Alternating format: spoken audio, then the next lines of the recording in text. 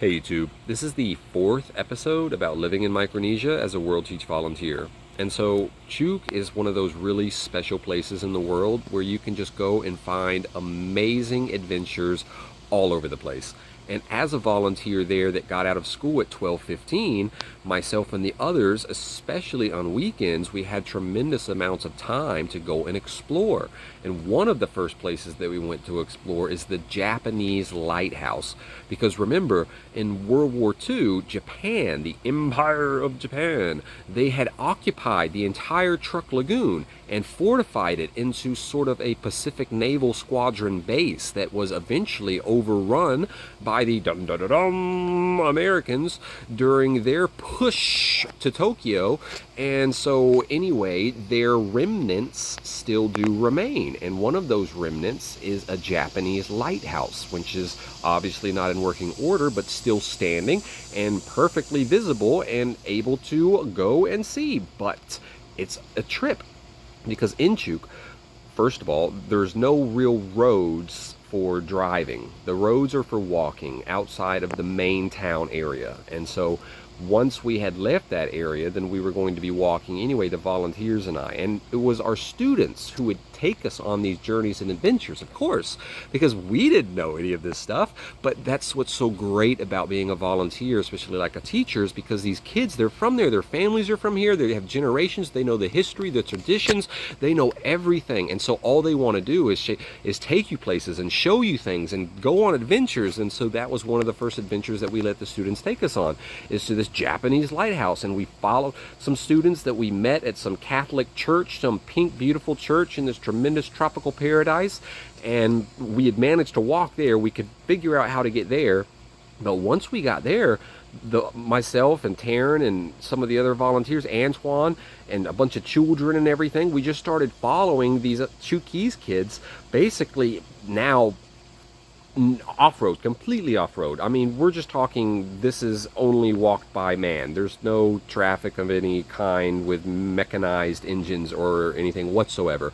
And so we're just following these individuals, these little children in this tropical paradise through these, I guess you would call them neighborhoods, but they're just neighborhoods that are in the tropical wilderness, as it were, on the way to this Japanese lighthouse. I mean, they're just little tropical villages. What else can you say about them? And they don't have roads, they just have paths and places to walk and gullies and waterfalls and all these different magical, wonderful, teeming with life, so vibrantly green, adventures abounding all around you. And so I continued to follow our little guides, who are just happily cackling with laughter as they're leading us, these foreign white people, to this lighthouse, because there's not a lot of people that make it out to Chuuk, Micronesia. It's like these kids, for a lot of them, it's the first time that they've ever interacted. Maybe there are some missionaries, there's a lot of missionary work, but there's not a lot of outsiders that make it there, is what I'm trying to say. And so having, foreigners there is very exciting to them, and they're just happily trying to lead us wherever they can, just so happy to show us, pointing, laughing, doing all of these different things. And so we're trying to keep up and making it through this jungle wilderness. It's hiking, it's like breaking through things, it's climbing over stuff, it's sweating, it's all this, like an adventure. It's an adventure. And then suddenly, after an hour and a half, 2 hours of this adventure through the tropical jungles of Chuuk, you arrive to where once upon a time there would have been a tremendous Japanese presence in this area. But now there's just this lone black lighthouse jutting up out of the jungle that is abandoned but completely intact and well built and solid and going to be there for a long time.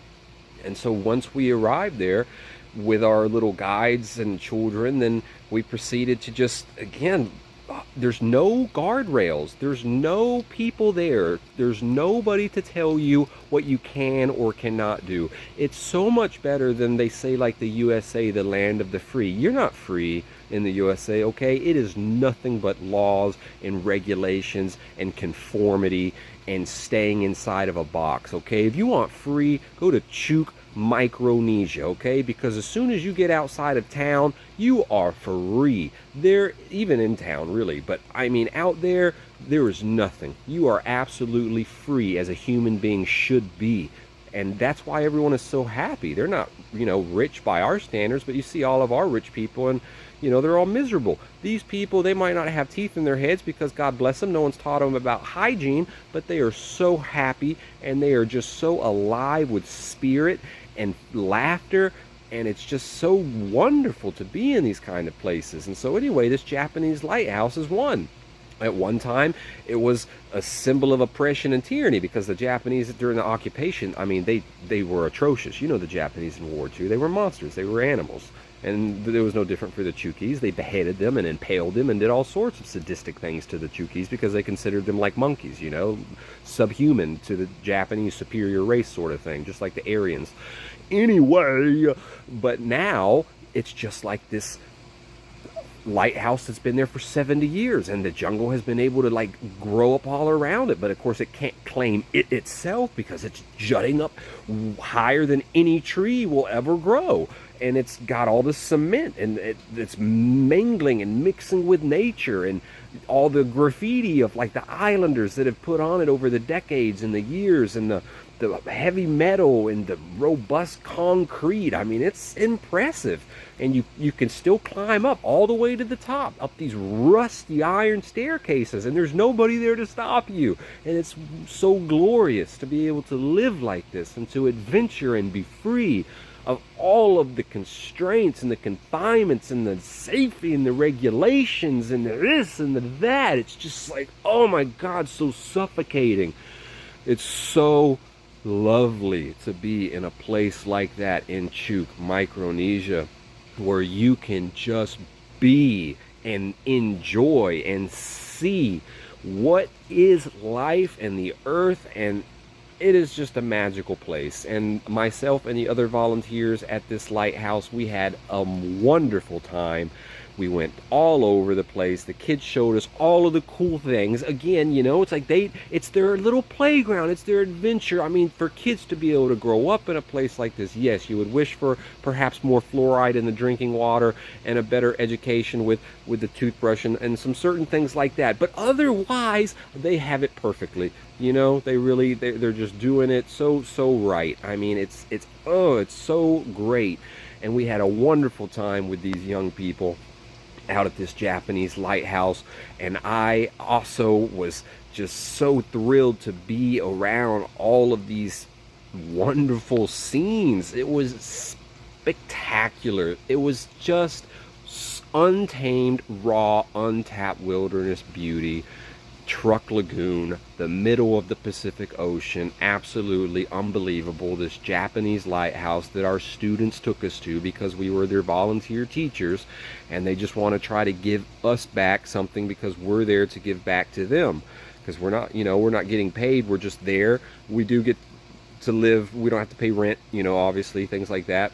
But we buy our own food, and the school doesn't pay us. We're just there to teach. And so they took us on this adventure, and it was a really, really fun, wonderful adventure. And please remember that this adventure and all of the adventures on the videos that I've done and I'm going to do, they're all being done for Ashley Oosthuizen, who is still rotting away in a Thai dungeon for nothing more than signing her name to a box of MDMA. The world has really gotten bad, or maybe it's always been this way and we just weren't able to know about it because we didn't have this technology to communicate it with ourselves, but it has got to get better than this, guys. And so we really need to work together to unite, to join forces and create coalitions that can unify around ideals and principles that can lead to substantial changes.